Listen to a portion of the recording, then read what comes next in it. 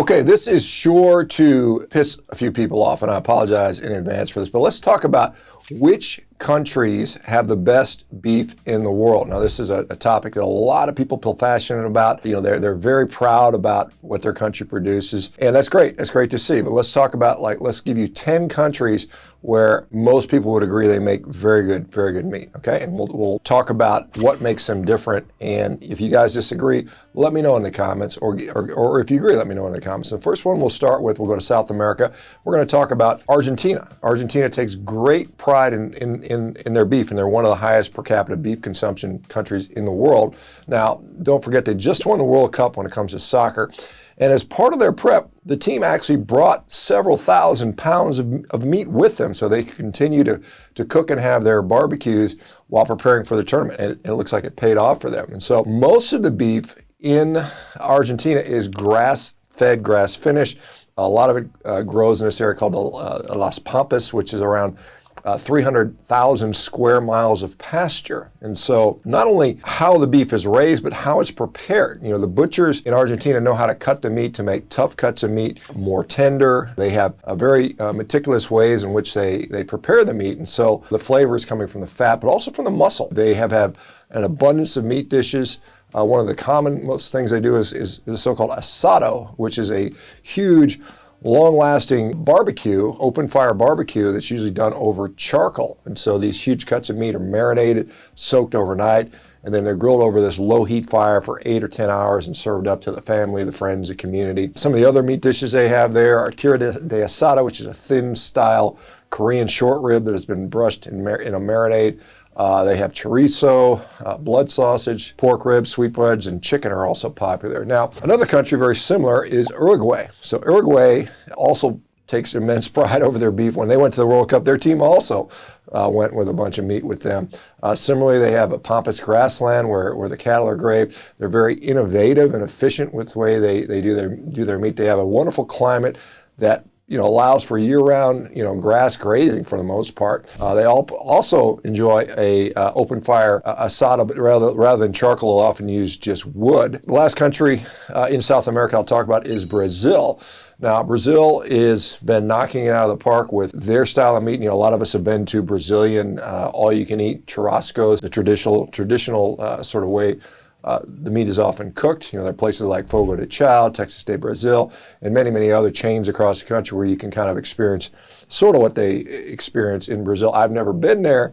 Hope to one day and try that out personally, but one of these days I'll get down there. Now, the meat is often served tableside, cut into big, it's cut with a big knife while they bring skewers out. It's called gauchos are the ones that will do that. One of their signature dishes is the so-called picanha, which again is a top sirloin with the fat cap still on there. That fat cap is essential because it provides that tremendous flavors. They also will enjoy their beef and mixed into other foods like berreado, which is a mixture of tomatoes, onion, garlic, and bacon mixed with beef combined and cooked in a clay pot. So leaving South America, here's another country that's famous for its beef or particular types of beef is, of course, Japan. Now, Japan has numerous different types of cattle, but what they're most famous for are their signature Wagyu cattle. This cattle is bred and its genetics allow for tremendous marbling. And so some people will claim that Wagyu cattle are massaged daily and listen to music and serenaded, but maybe some guys do, but that's not typical what they have to do for that. Wagyu is considered so unique and special that they have to have a special Wagyu registration association that will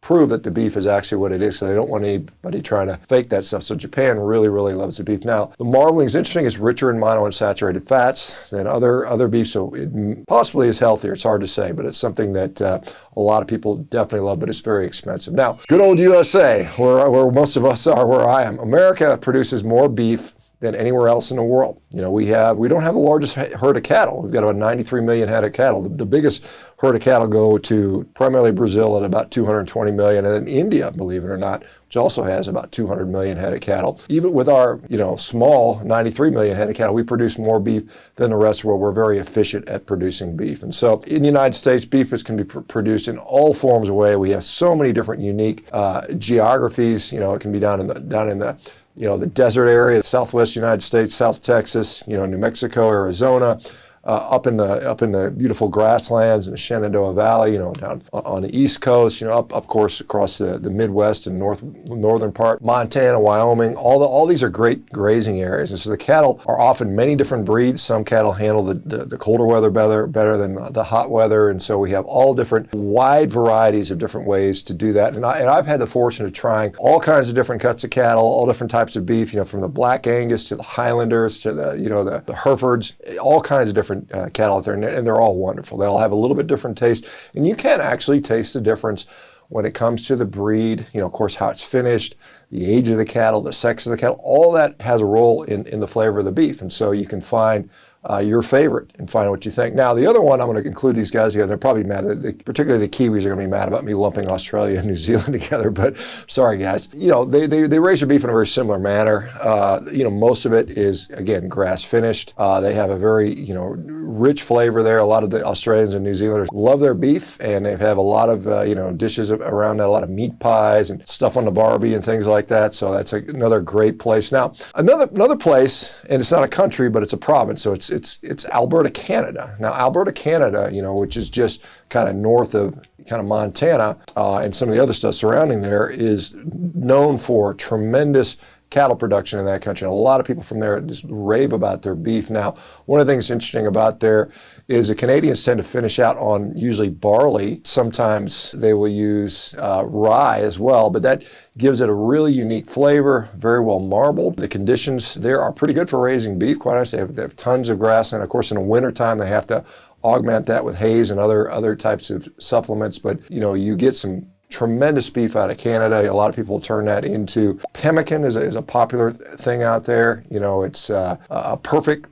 travel food. This is what the Native Americans and First Nations folks in Canada used to do when they were going on traveling. They would just grind up some beef. They would dry it out, grind it into a powder, mix it in with some tallow, and then turn it into little snack bars that are a great source of nutrition. It's complete energy, and it was something you could travel with. Now, number 8, Scotland. Scotland has a very unique breed of cows that have adapted to their particular climate, the rolling hills. They have tremendous dishes that they put beef in, a lot of hot dishes, a lot of stews and casseroles that are there. And don't forget, something called the Scotch egg, which is basically an egg that has been cooked inside of a beef-wrapped sausage, which is something that's quite delicious to have. I've had that before. Now, I'd be remiss if I mentioned Scotland, but I don't mention Ireland. Ireland has one of the oldest known breed of cattle that carry dairy cattle, which is one of the oldest known breed of dairy cattle. And again, they have wonderful grazing lands, beautiful grasses. This results in, wonderful dishes. Guinness beef stew is one that a lot of people like. Corned beef, of course. Beef and Guinness pie would be another one. Okay, and the final country is actually South Africa. Now, South Africa has several different varieties of cattle, about 15 different types of cattle there. This country really loves their beef. They have a term called a braai, which is very similar to, say, an Argentinian asado, a big giant barbecue, basically. And so they often cook over wood or charcoal. They don't use gas on their things typically. The braais are usually a variety of meat. You can get anything from beef to pork to ostrich to lamb to sausage, or even seafood out there. So there's a real rich tradition of meat in there. And I would, of course, be remiss if I didn't mention things like the drawer wars, Boer wars, and the biltong, which I had as a kid. And I can tell you, it is kind of almost like a jerky. It's usually finished and prepared with vinegar, but it gives this tremendous taste. If you've ever had some authentic, real biltong, you will not be disappointed with that. And so if you ever get the opportunity to do that. Now, a lot of the sort of the packaged brands that you see around here, not really that close. They don't really taste quite as good. So getting some authentic stuff if you get a chance. I've had it in the UK. I've had it in Dubai. I've had it in South Africa. And it is something magnificent. So anyway, so that's all 10 of them. Let me know what you guys think. Was there a country I missed? Was there a country you disagree with? Let me know your favorites in the comments below. We'll talk to you guys next time. Bye-bye.